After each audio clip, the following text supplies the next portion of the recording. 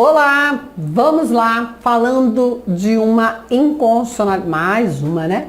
Inconstitucionalidade na lei orgânica do Ministério Público de Alagoas. Agora o assunto é aposentadoria e pensão. Proventos é o dinheirinho do aposentado, entendeu? É isso. E aí, o que diz a lei orgânica? Os proventos de aposentadoria que corresponderão à totalidade dos vencimentos. Aqui nós temos um problema. Por quê? Porque a emenda constitucional número 20 mudou o texto do artigo constitucional, artigo 40 da Constituição Federal, e essa certeza da totalidade, a aposentadoria integral pela totalidade da remuneração, não mais acontece, porque os proventos são definidos por uma média aritmética simples do período contributivo, ok? Então, isso é inconstitucional.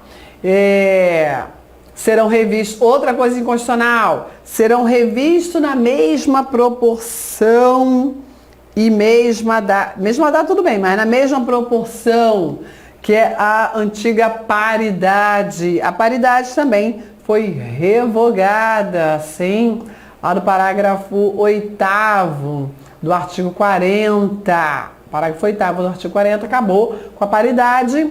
Isso, nova redação. Essa redação foi da emenda constitucional 41 de 2003. Acabou a paridade. Paridade era tudo que o ativo ganhava e o inativo também conquistava. Não, agora ficou, a lei definirá um valor real de reajuste dos benefícios. Pois é, uma poesia legislativa complicada demais, mas não está valendo mais. Sempre que modificar as remunerações dos membros, sendo também estendido aos inativos, quaisquer benefício, tudo isso aqui é paridade, não existe mais essa paridade. Inclusive decorrente de transformação e reclassificação, não existe mais essa paridade entre ativos e inativos, desde a emenda constitucional 41 de 2003, que alterou o parágrafo 8º do artigo 40 da Constituição Federal. Não acredito que a banca cobre isso de você, mas eu preciso te esclarecer, tá bom? Eu espero que não cobre, né? Pois é. Os proventos do membro do MP aposentados serão pagos aí na mesma data do pessoal da ativa, tá bom? Tudo bem, isso aqui pode ser. Isso aqui não é paridade não, tá? Não tem problema nenhum, isso aqui tá valendo. A pensão também temos problema aqui, porque também é inconstitucional, a pensão corresponde à totalidade dos vencimentos, não é mais assim. O parágrafo 7º do artigo 40 mudou. A pensão por morte corresponde à totalidade dos valores recebidos pelo falecido até o teto remuneratório de benefícios previdenciários. Hoje, 5 mil e pouquinho, entendeu? Então, assim, acrescido de 70% da parcela equivalente. Então, não é mais a garantia da integralidade. Morreu, deixou pensão no mesmo valor. Não é mais isso, ok? Então, outra inconstitucionalidade também, a lei deveria ter sido atualizada, não foi. A pensão obrigatória não impedirá a percepção de benefício decorrente de contribuição previdenciária para a entidade de previdência, ou seja, pode acumular pensão com outras verbas. A princípio também não tem nem impedimento, depende da lei previdenciária específica, ok? Mas isso aqui é inconstitucionalidade clara. Bom, vamos lá. Agora, falamos de todos os direitos do membro do MP. Como qualquer agente público, também tem deveres e também tem proibições. Vou te dizer, na sua prova de servidor, o que mais cobram são as vedações constitucionais e estatutárias aplicáveis aos membros. É o que mais cobra. Vedações. Então, foco nas vedações, ok? Nas garantias, nas prerrogativas. Ali costuma estar a maior incidência. Tem que saber tudo, claro, né? Mas a gente estatisticamente analisa as questões, né, das bancas e a gente percebe qual é, né, o tom da banca. E aí você vai focar nessas estatísticas ali. Joinha? Estou dizendo aqui bonitinho quais são os assuntos mais, né, relevantes para a sua prova. Mas vamos lá, né, falar aí dos deveres dos membros do MP, manter ilibada a conduta pública e particular. Pois é, particular. Quando você vira um membro do MP, você já não pode frequentar qualquer lugar, qualquer festa, porque pode te dar problema. tem que manter o decoro da função pública.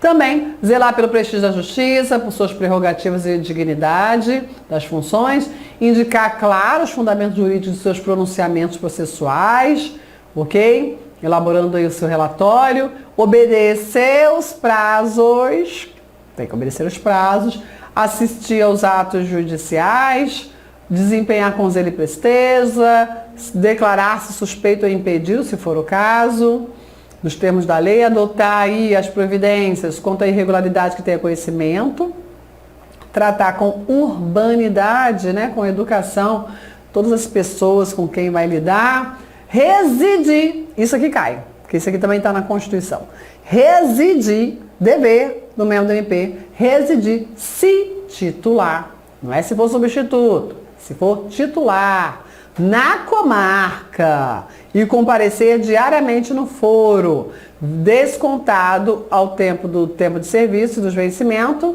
o que for falta ilícita, né? Olha lá, constatada pela Corregedoria. Prestar informações solicitadas, identificar-se nas suas declarações, como qualquer agente público, mediante assinatura legível ou nome completo em carimbo ou nome de forma. Isso, olha, eu lembro que eu fui dar aula para capacitação para servidores, aí os servidores chegavam lá, faziam lá a informação e... Aí, o que é isso aqui? Isso aqui para mim é um rabisco, não é? Um rabisco. Isso aqui é a rúbrica. Ou ainda falava assim. Aí eu falei assim, mas isso aqui não pode não. Tem que colocar o nome completo e a matrícula, tem que se identificar. Olha, enquanto a administração não me der um carimbo, eu vou fazer isso aí, ó. Olha só, sabe essa canetinha aqui, ó, que você faz esquecer rabisquinho? Também serve para você escrever aí legível o seu nome, cargo e matrícula. Você fica aí com essa imponência toda até sofrer o primeiro PAD por uma coisa imbecil dessa, né? Uma preguiça boba dessa. Vai sofrer um PAD, porque você está desobedecendo um dever, claro, da norma. Todo agente público tem esse dever, né? Oh, pois é. Ou parece que fica meio doido, né? Identificar-se, já falei, atender os interessados, a qualquer momento quando for urgente, acatar no plano administrativo, presta atenção aqui, ó, acatar no plano administrativo as decisões superiores. Ué, tem diferença? Tem. Lembra que quando ele estiver no plano institucional, ele é dotado de independência funcional. Por isso que aqui a lei diz assim, ó, acatar no plano administrativo. Porque na sua função típica, ele não é obrigada a acatar nem a decisão, é orientação superior. Por conta da sua independência funcional. Agora, isso aqui vai se aplicar ao servidor? Ah, pois é, vai, mas o servidor tem que acatar todas as decisões. Não é só no plano administrativo, não, inclusive no plano funcional.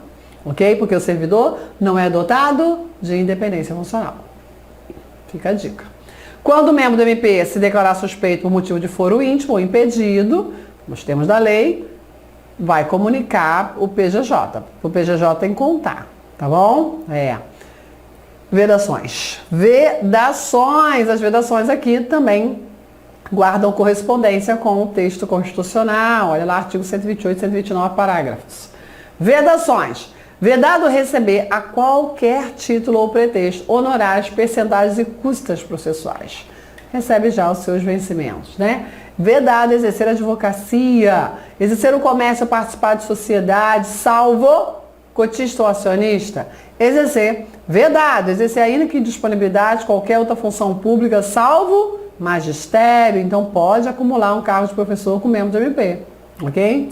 E aí, outra inconstitucionalidade, exercer atividade político-partidária, ponto. Essa ressalva aqui, ela é inconstitucional, emenda constitucional 45 de 2004. De 2004, né? Que deu nova redação aí. Isso. Então presta bem atenção ao texto constitucional. Essa ressalva é inconstitucional. É vedado exercer qualquer atividade político-partidária, ponto. Ok? Acabou essa ressalva.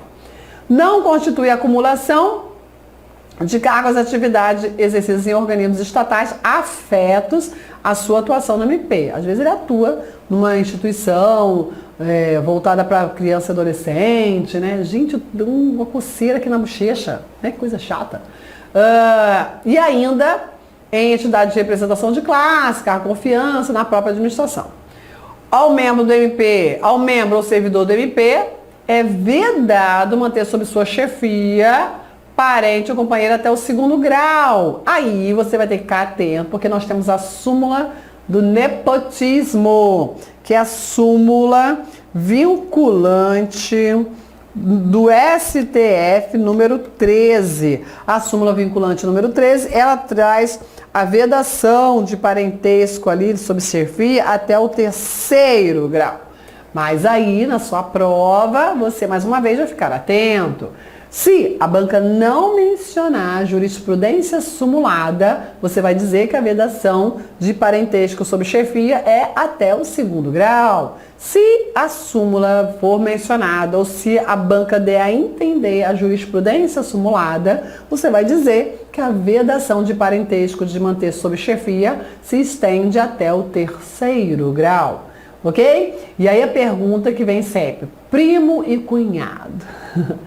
Primo e cunhado, pode ou não pode? Pode um promotor ter ali sob sua chefia um primo ou um cunhado?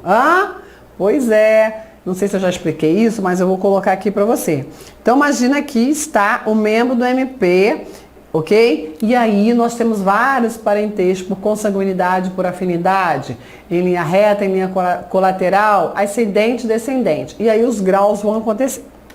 Parente em 1º grau do membro do MP, consanguíneo em linha reta, ascendente, 1º grau, são os pais. 2º grau, os avós. E depois os bisavós em 3º grau, ok? E aí, consanguínea, linha reta, descendente. 1º grau, os filhos. 2º grau, os netos. E depois os bisnetos, 3º grau, ok? 1º, 2º, 3º. Aí existe a linha colateral. Da barriga da mãe também saiu o irmão. Irmão é parente em Claudete. Não sei por que minha borracha não está acionada. Vou rabiscar aqui. É em 2º grau. Desculpa, vamos lá. Aí, da barriga da irmã, saiu o sobrinho. Sobrinho é parente em 3º grau. Tá bom? Da barriga da avó, saiu o tio. Parente em 3º grau. Você vai, 1º, 2º, 3º. E da barriga da tia saiu o primo, que é parente em 4º grau. Então, primo é parente de 4º grau. Primo pode estar sob chefia do membro do MP. Joinha, acho que eu tenho que parar a gravação porque eu tô com vontade de tossir. E aí, nós temos ainda o afinidade, parentesco por afinidade. Cônjuge. Cônjuge é parente? Não. Cônjuge é cônjuge, né? Tá bom. E aí, mas aí você leva o pacotão da afinidade. Não estava afim da pessoa? Levou uma mala de afinidade. Sogra. Parente em 1º grau para a vida eterna, né? Isso é acumulativa.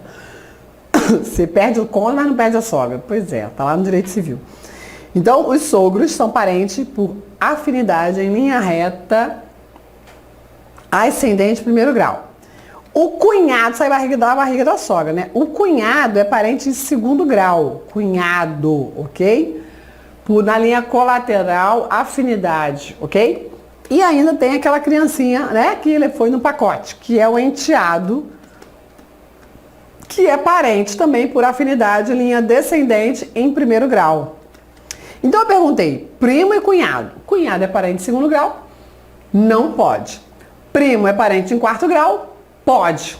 Entendeu? Tem caído bastante isso nas provas de concurso. E aí, muito cuidado. Lei e jurisprudência sumulada. Não é qualquer súmula não, súmula vinculante. Joinha? Ética funcional. Do resguardo de sua respeitabilidade, e dignidade do cargo cumpre aos membros. Então, além dos deveres funcionais, nós temos aqui as condutas éticas, sob pena de desvio ético, e lá, sob pena de ilícito funcional, ok? Olha lá, manter cortesia no trato com as autoridades, e ainda advogados, auxiliares, serventuários, primar pela cooperação com seus colegas e superiores, dispensar aos acusados o respeito devido, né, porque ele é acusado, né? A dignidade da pessoa humana, trate com respeito, sempre, sempre, desse jeito. Manter-se no exercício de suas funções ou em qualquer ato público com elevação compatível ao cargo, fundamentar os seus requerimentos. Então você percebe que muito do que está aqui na conduta ética também é lá na conduta funcional, um dever, né? Pleitear dentro da lei, manter sigilo e discrição funcional, né? Nada de fofoca, abstendo-se de comentários, entrevistas, salvo autorização do chefe. Aí, nós temos o regime disciplinar aplicável ao membro do MP, lembra disso? O Estatuto do Servidor é uma coisa, regime disciplinar lá é uma coisa. Aqui tem nomenclaturas muito parecidas, mas tem uns detalhes muito próprios. Lembra sempre disso, organiza o pensamento, ok? Então vamos lá, inspeções e correições. Os serviços do MP estão sujeitos a visitas de inspeções e correições. Aqui, nós temos 3 tipos, as permanentes, ordinárias e extraordinárias. O que é isso? Correição é um procedimento formal para verificar o regular funcionamento de um órgão. Não se confunde com sindicância, com inquérito administrativo, com processo administrativo. Não se confunde. Por quê? Porque esses aí que eu acabei de falar, eles são voltados para a apuração de ilícitos funcionais. Esses procedimentos aqui, inspeção é mais fática, correição mais formal, visam verificar o regular funcionamento de um órgão. Se durante uma inspeção, se durante uma correição, se verificar em tese a prática de ilícito funcional, vai ser instaurado sindicância, inquérito, PAD para apurar o ilícito funcional. Ok? Então, são esses aqui que caem muito em prova, são esses 3 tipos de correições ou inspeções. Permanentes, ordinárias ou extraordinárias. O nome já está dizendo, correição permanente. Será feita pelo chefe e também pelos procuradores de justiça. Olha lá, não estão os promotores. Como assim?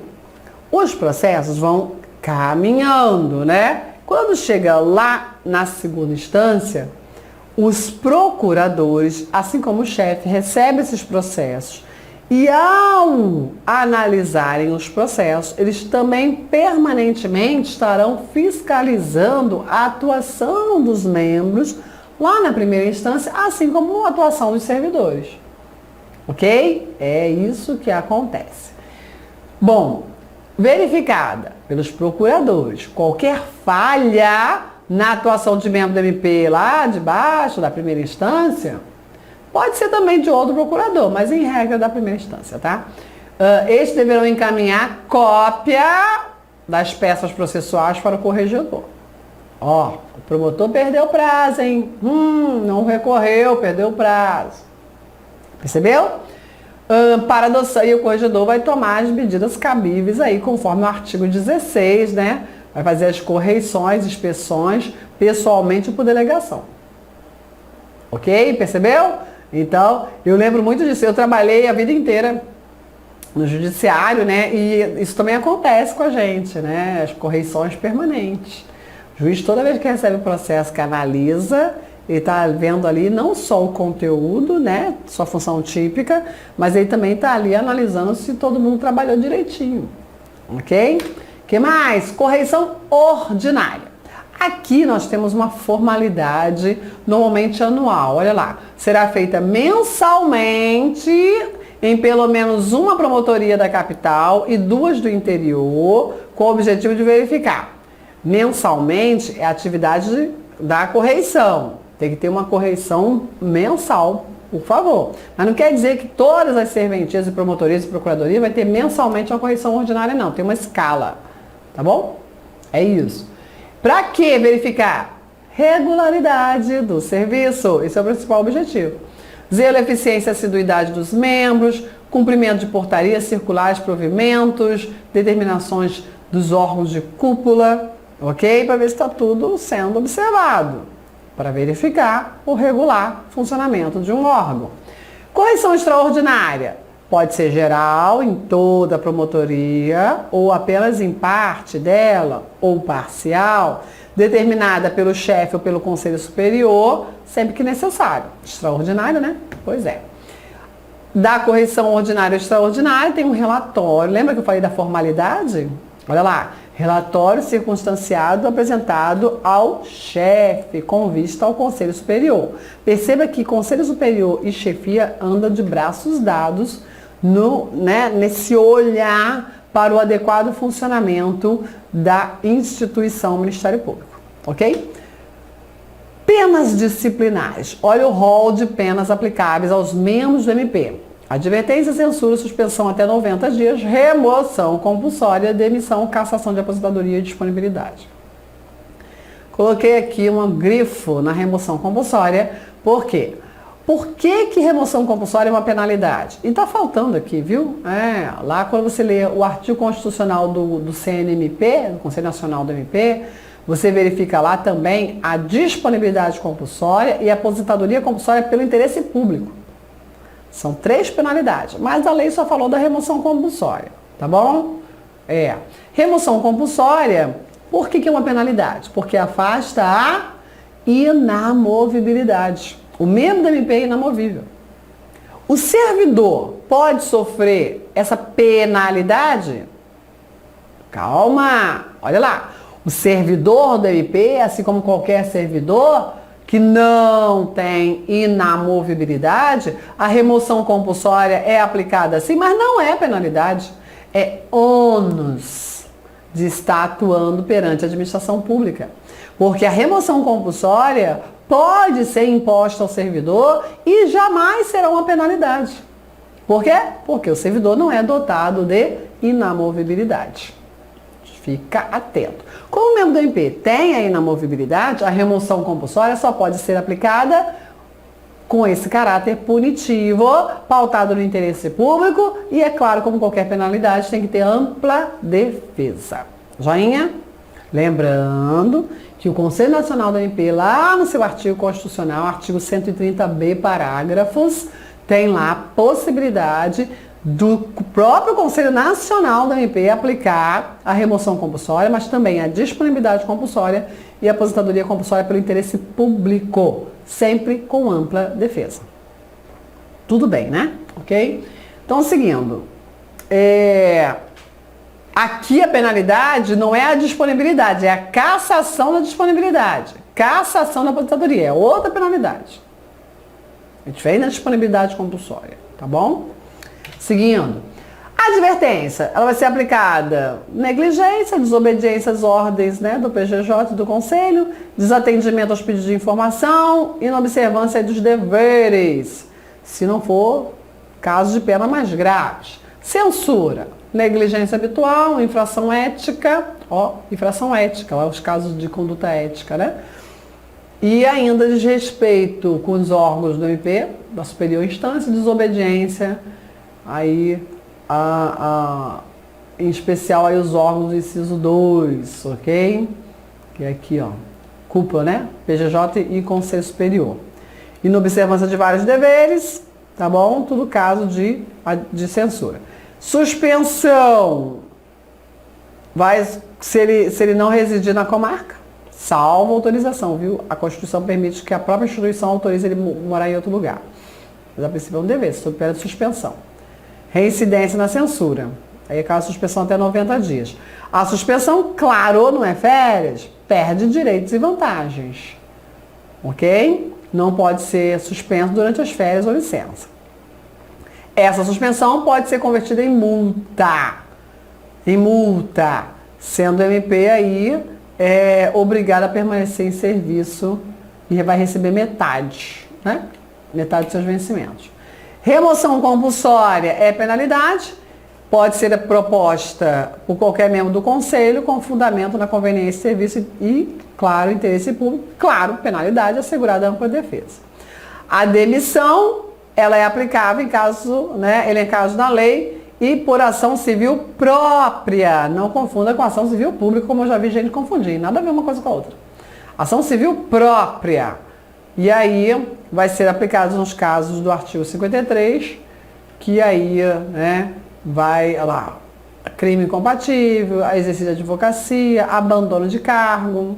Lembrando que a demissão aqui tratada por ação civil própria é aquela aplicável ao vitalício, que o vitaliciando não precisa de ação civil própria. A lei ficou lá com nosa, mas é isso. A pena de cassação, né, de aposentadoria ou disponibilidade. Quando a aposentadoria e disponibilidade são inatividade, lembra disso, né? E aí, quando é que ele vai sofrer essas penalidades? Quando ele lá na atividade praticou um ilícito grave, passível de demissão, ok? Ou ele exercer ilegalmente função pública, ou não comparecer à inspeção de saúde. Cassação. Claro, sempre, ampla defesa, exercida em 15 dias, prorrogar por mais 15 dias a critério do chefe, depois da intimação pessoal, né, do infrator. Isso nos casos de advertência e censura, porque nos demais aí, né, ação civil.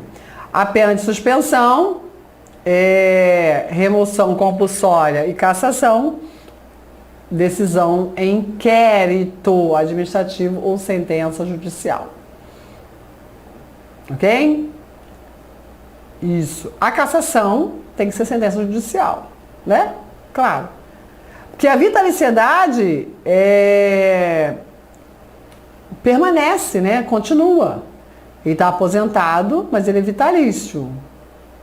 Ele não perde o vínculo funcional, ele perde o vínculo da atividade com a aposentadoria.